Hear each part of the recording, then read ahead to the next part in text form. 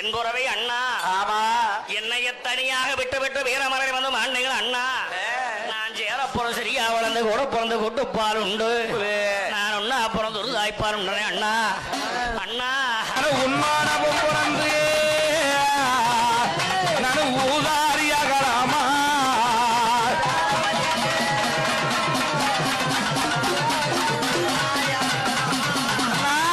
கையாடிக்காரியே எங்க கட்டழக மேலிருங்கோ உங்களுக்கு ஆற்று சலம் கொண்டு வந்தா ஒரு அச்சோங்காலங்கும் குளத்து சலம் கொண்டு வந்தா ஒரு குத்தோங்காலங்கும் தனி ஊத்து நான் பரசு